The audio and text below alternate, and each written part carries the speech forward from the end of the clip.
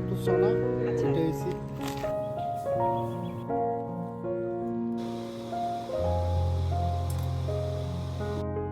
এই তেল ছাড়া বাঙালির সর্ষে ইলিশ রান্না কল্পনাই করা যায় না। কিন্তু আমেরিকার দোকানে এসে দেখুন, এই বোতলের গায়ে লেখা আছে ফর এক্সটার্নাল ইউজ অনলি। তাহলে প্রশ্ন হলো, যে তেলের গন্ধে আমাদের শৈশব, আমাদের গ্রামের স্মৃতি আর রান্নার ঐতিহ্য জড়িয়ে আছে, সেই তেলের বোতলে এমন লেখা কেন? আজকের ভিডিওতে আপনাদের সঙ্গে শেয়ার করব সরিষার তেলের এই অজানা গল্প, আর তার সঙ্গে রান্না করব আমাদের সবার প্রিয় সরিষা ইলিশ। কেমন আছেন সবাই? আশা করি আপনারা যেখান থেকেই আমার এই ভিডিওটি দেখছেন সবাই অনেক ভালো এবং সুস্থ আছেন। আমি নাহিদ, ইউএসএ বাংলাদেশি লাইফস্টাইল থেকে আপনাদের সবাইকে স্বাগত জানিয়ে শুরু করছি আরও একটি নতুন এপিসোড। আজ সকালে বাগানে এসে কিছু লাউ শাক, কুমড়ো শাক আর বেশ কিছু টাটকা কুমড়ো ফুল তুলে নিলাম, কারণ আজ একটি বাংলাদেশি পরিবারের সাথে আমাদের দেশীয় গ্রোসারি স্টোরে দেখা হবে। তাই ভাবলাম তাদের জন্য নিজের বাগানের কিছু টাটকা শাক আর কুমড়ো ফুল তুলে নিয়ে যাই। দেশে হয়তো এগুলো খুব সাধারণ একটা বিষয়, নিজের বাগান থেকে শাক তুলে প্রতিবেশী বা আত্মীয়ের বাড়িতে দিয়ে আসা। কিন্তু প্রবাসের মাটিতে এই দেশি শাকগুলো যেন সোনার চেয়েও দামি।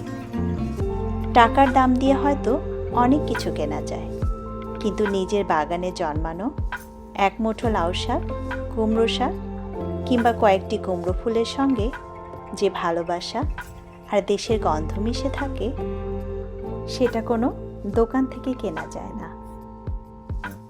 এই যে আমি চলে এসেছি আমাদের দেশীয় গ্রোসারি স্টোরে। কিছু প্রয়োজনীয় জিনিস কিনতে হবে, আর তার মধ্যে সবচেয়ে গুরুত্বপূর্ণ হলো আমাদের এই প্রিয় ইলিশ মাছ। কারণ আজ ভেবেছিলাম রান্না করব বাঙালির ঐতিহ্যবাহী খাবার সরিষা ইলিশ। এই যে দেখুন, আমাদের বাংলাদেশি ভাই আমাকে সাহায্য করছেন ভালো একটি ইলিশ মাছ বেছে নিতে। এটা একটু সোনা এটা হইছে ইলিশ একদম ঠিক লেভেলের। যাই হোক, ভাই আমাকে বুঝিয়ে দিচ্ছিলেন যে মাছটি দেখতে চওড়া সেটা হচ্ছে ইলিশ মাছ, আর যে মাছটি দেখতে একটু চিকন টাইপের সেই মাছটা নাকি হিলসা মাছ। আমার কিন্তু আগে থেকে এই সম্পর্কে তেমন কোনো ধারণা ছিল না। আজকে আমি একটা নতুন বিষয় জানলাম। প্রবাসে থেকেও আমরা চেষ্টা করি দেশের সেই পরিচিত স্বাদ, গন্ধ আর স্মৃতিগুলোকে ধরে রাখতে, হোক না সেটা দেখতে চওড়া বা চিকন, হিলসা অথবা ইলিশ। এখন মাছটিকে আমি এখানকার কাটিং মেশিনে কেটে নিচ্ছি, আর সঙ্গে নিচ্ছি আমাদের রান্নার আরেকটি গুরুত্বপূর্ণ উপকরণ সরিষার তেল। বাসার সরিষার তেলও প্রায় শেষ হয়ে এসেছে, তাই নতুন করে কিনতে হলো। কিন্তু তেল নিতে গিয়ে এই লেবেলটি দেখে আমার মনে হলো আজ এই বিষয়ের রহস্যটাই আপনাদের সঙ্গে শেয়ার করি। দেখুন এই বোতলের গায়ে কি লেখা আছে, ফর এক্সটার্নাল ইউজ অনলি। শুধু যে এই একটি বোতলের লেবেলেই লেখা আছে তা কিন্তু না। দেখুন, বিভিন্ন ব্র্যান্ডের সরিষার তেলের বোতলেও একই ধরনের লেখা দেখা যাচ্ছে। বিষয়টি আসলে কি এবং কেন এমন লেখা থাকে? চলুন তাহলে আগে বাজার করা শেষ করি, তারপর না হয় বাসায় ফিরতে ফিরতে অথবা রান্না করতে করতে আপনাদের সঙ্গে শেয়ার করব সরিষার তেলের এই গল্প।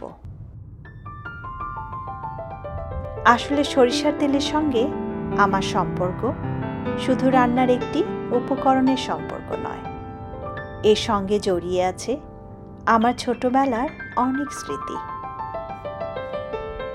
আজ থেকে প্রায় কয়েক যুগ আগের কথা। আমাদের গ্রামে তখন গরু দিয়ে ঘানি ঘুরিয়ে খাঁটি সরিষার তেল ভাঙানো হতো। সেই ঘানির শব্দ, সরিষার তেলের সেই ঝাঁঝালো গন্ধ, সব কিছু এখনও যেন আমার স্মৃতিতে একদম তাজা। তবে এই দৃশ্যের কোনো ভিডিও আমার কাছে নেই, কারণ তখন তো মোবাইল, ক্যামেরা বা ভিডিও করার সুযোগ ছিল না। কিন্তু সেই দিনের অনুভূতিগুলো এখনো মনে আছে। মাছের টুকরোগুলোকে ভালো করে ধুয়ে নিয়েছি। এখন এতে একটু লবণ, হলুদ গুঁড়ো, সামান্য একটু শুকনো মরিচের গুঁড়ো আর একটু সরিষার তেল দিয়ে মাখিয়ে নিচ্ছি। যদিও সাধারণত সরিষা ইলিশ রান্না করার সময় মাছ ভেজে নেওয়া হয় না, সরাসরি রান্না করা হয়। কিন্তু আমি আজকে একটু হালকা করে মাছগুলো ভেজে নেব, কারণ এই মাছ তো আর এইমাত্র নদী থেকে ধরে আনা হয়নি। অনেক পথ পাড়ি দিয়ে, অনেক হাত বদল হয়ে সংরক্ষণে থাকার পর এই মাছ আমাদের কাছে এসেছে। তাই আমি রান্না করার সময় এই ফ্রোজেন টাইপের মাছগুলো সবসময় একটু ভেজে নিই। যেহেতু আজ সরিষা ইলিশ রান্না করছি, তাই এখানে 2 চা চামচ হলুদ সরিষা, 1 চা চামচ পোস্ত, কয়েকটি কাঁচামরিচ আর সামান্য লবণ দিয়ে শিলপাটায় বেটে নিচ্ছি। শিলপাটায় বাটা মশলার স্বাদ আর গন্ধ অনেকটাই আলাদা হয়। তাই আমি স্পেশাল কিছু যখন রান্না করি, তখন চেষ্টা করি এই শিলপাটাতে বেটেই রান্না করতে। এরপর ঝোলটা একটু ঘন ও মসৃণ করার জন্য সামান্য পেঁয়াজও শিলপাটায় বেটে নিলাম। মানুষের জীবনে এমন অনেক অভ্যাস, অনেক খাবার আছে যেগুলো সম্পর্কে আমরা সম্ভাব্য স্বাস্থ্য ঝুঁকির কথা জানি, তবুও সেগুলো সহজে ছেড়ে দিতে পারি না, কারণ সেগুলোর সঙ্গে জড়িয়ে থাকে আমাদের শৈশব, আমাদের সংস্কৃতি আর অসংখ্য স্মৃতি। ঠিক তেমনি সরিষার তেল দিয়ে সরিষা ইলিশ, তেহারি কিংবা ভর্তা এসব শুধু খাবার না, বাঙালির ঐতিহ্যেরই একটি অংশ। তাই আজও সেই পরিচিত স্বাদ আর গন্ধকে সঙ্গী করে আমি শুরু করছি আজকে আমার সরিষার তেল দিয়ে সর্ষে ইলিশ রান্না। তো চলো রান্না করতে করতেই আবার ফিরে যাই আমার ছোটবেলার সেই সরিষার তেলের স্মৃতিতে।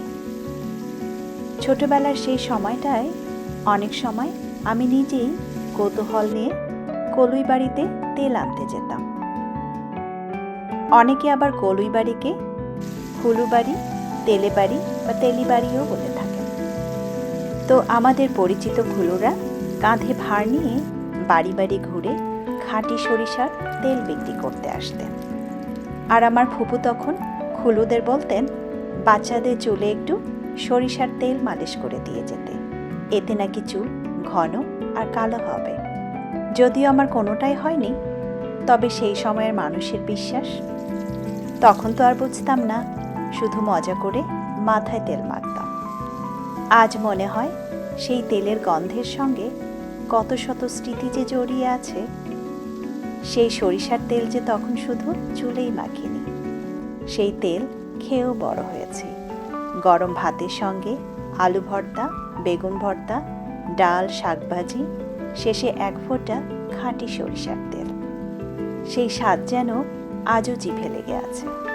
আজ 1000 মাইল দূরে আমেরিকায় বসেও যখন সরিষার তেলের বোতলের ঢাকনা খুলি, মনে হয় চোখের সামনে ভেসে উঠছে আমার গ্রামের সেই উঠোন, খুলুবাড়ি আর শৈশবের দিনগুলো।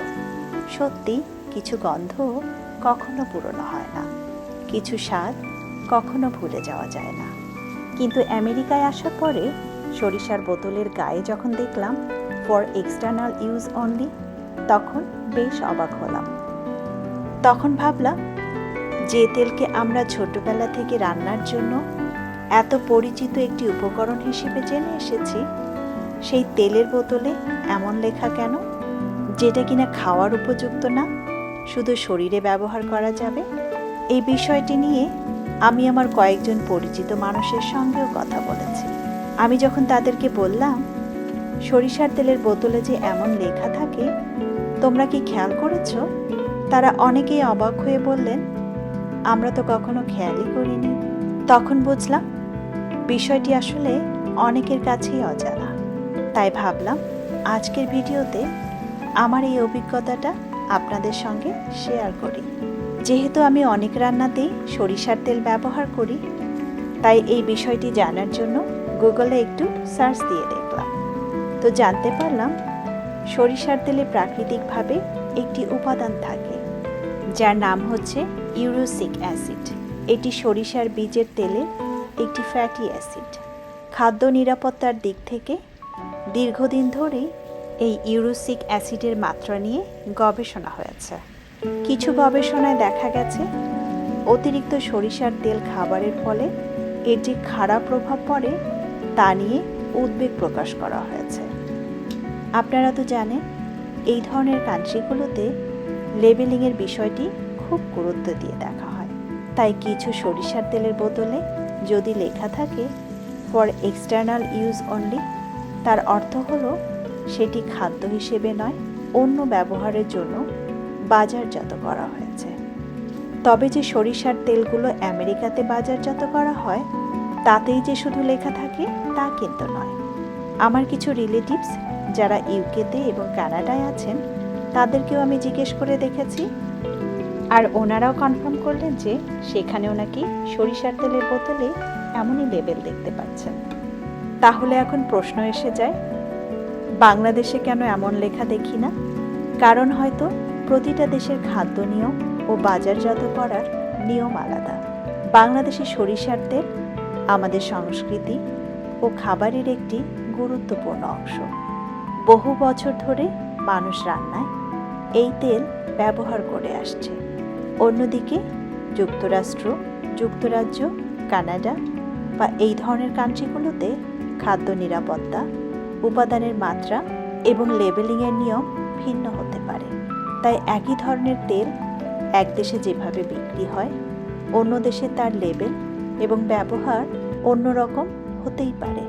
আমার রান্না কিন্তু থেমে নেই, কারণ সরিষা ইলিশ শুধু তো একটি খাবার নয়, এটি আমাদের শৈশব, আমাদের সংস্কৃতি আর আমাদের দেশের সঙ্গে ভালোবাসার একটি সম্পর্ক। আজকের ভিডিওতে সরিষার তেলের লেবেলিং নিয়ে যে বিষয়টি শেয়ার করলাম সেটার উদ্দেশ্য কাউকে ভয় দেখানো নয়, বরং আমরা সবাই যেন বিষয়টি সম্পর্কে একটু সচেতন হই। সরিষার তেলের কিছু উপাদান নিয়ে খাদ্য নিরাপত্তার দিক থেকে বিভিন্ন দেশে আলোচনা ও গবেষণা রয়েছে। তাই যে কোনো খাবারের মতোই সরিষার তেলও পরিমিত পরিমাণে ব্যবহার করাই ভালো। আমাদের প্রিয় স্বাদ, ঐতিহ্য আর শিকড়ের প্রতি ভালোবাসা অবশ্যই থাকবে, তবে সেই সঙ্গে নিজের এবং পরিবারের সুস্থতার কথাও মাথায় রাখা জরুরি। সচেতনতা মানেই কোনো কিছু পুরোপুরি ছেড়ে দেওয়া নয়, বরং জেনে শুনে বুঝে ব্যবহার করাই সবচেয়ে ভালো অভ্যাস। প্রবাস জীবন আমাদের অনেক কিছু বদলে দেয়, কিন্তু কিছু স্বাদ, কিছু গন্ধ আর কিছু স্মৃতি কখনো বদলানো যায় না। এক বোতল সরিষার তেলের মধ্যেও লুকিয়ে থাকতে পারে একটি গ্রামের গল্প, একটি পরিবারের গল্প আর শৈশবের অগণিত স্মৃতি। আশা করি আজকের ভিডিওটি আপনাদের ভালো লেগেছে। ভিডিওটি ভালো লাগলে অবশ্যই একটি লাইক দেবেন আর কমেন্ট করে জানাবেন আপনাদের গ্রামেও কি গরু দিয়ে ঘানি ঘুরিয়ে সরিষার তেল ভাঙানো হতো, কিংবা কোনো তেলিবাড়ি থেকে খাঁটি সরিষার তেল আনার স্মৃতি আজও কি মনে আছে? আপনাদের সেই ছোটবেলার গল্পগুলো পড়তে আমার সত্যি খুব ভালো লাগবে। আজকে আমার গল্প তাহলে এখানেই শেষ করছি। আবার দেখা হবে নতুন কোনো গল্প নিয়ে। ততক্ষণ পর্যন্ত সবাই ভালো থাকবেন, সুস্থ থাকবেন। শুভরাত্রি।